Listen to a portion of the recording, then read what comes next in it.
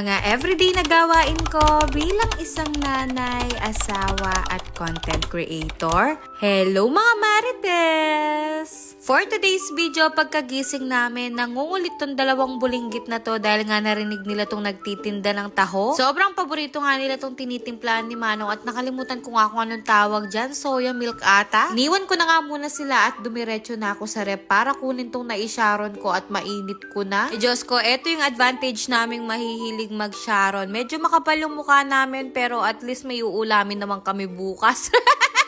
O kaway-kaway sa mga katulad kong Sharon yan. Yung nakikain ka na, nag-uwi ka pa.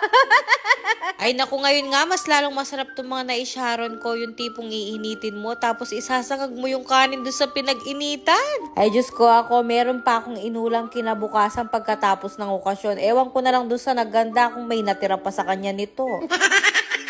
Ito yung bunga ng medyo kakapalan ng mukha ko.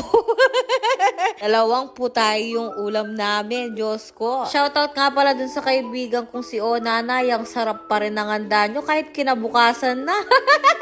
Fast forward, pagkatapos nga namin kumain, kinuha ko na itong mga linabhan kapon ng asawa ko para matupi ko na. Inunahan ko na nga yung biyenan ko sa pagkuha ng mga damit na to dahil panigurado kukunin niya to at tutupihin niya. Dahil nga medyo naging maselan yung pagbubuntis ko, pag naglalaba yung asawa ko, yung biyenan ko yung nagtutupi sa mga damit namin. Pero dahil nga medyo okay na ako at nakakakilos na ako, nakikipagunahan na ako sa pagkuha ng damit sa kanya dahil nahihiya din ako sa kanya. Nagpatulong na nga rin ako sa asawa ko para kunin yung mga ibang damit dahil nga hindi pa ako pwedeng magbuhat ngayon. Tinutulungan nga rin kami ng dalawang bulinggit na to para alisin yung mga damit sa hanger. Ayaw nga akong pakilusin ng asawa ko dyan at gusto niya siya na yung magtupi dito sa damit namin at baka mapagod pa daw ako. Ay, ang ganda mo, Marites!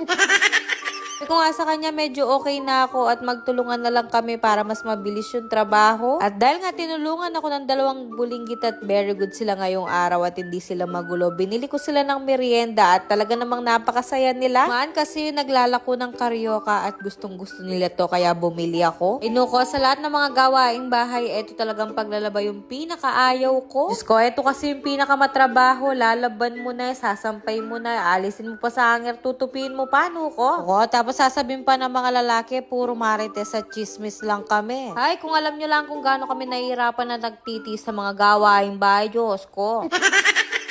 Fast forward kinagabihan dahil nga Sunday Jesus Day, nagsimba muna kami para makapagpasalamat sa lahat ng mga blessings namin. Katapos nga namin nagsimba dyan, dumaan muna kami dito sa Krispy Kreme dahil nga nagre-request ng donut si Zoe. Sobrang paborito niya nga yan kaya pagkatapos namin nagsisimba, nagpapabili talaga siya niyan. Ay Diyos ko, naalala ko tuloy yung kabataan ko. Pagkatapos namin magsimba ng nanay ko, papabili ako ng popcorn sa kanya. Hindi niya na nga ako bibili, kukurutin niya parugo ako.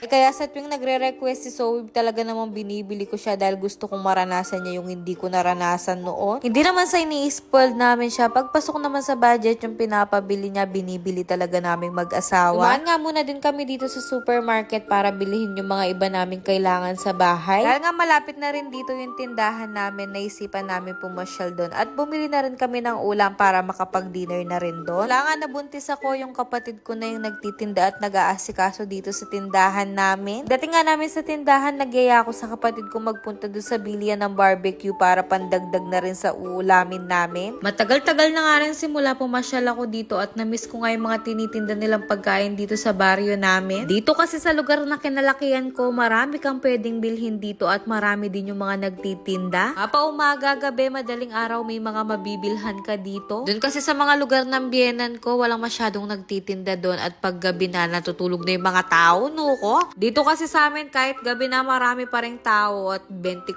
oras larugo, Diyos ko.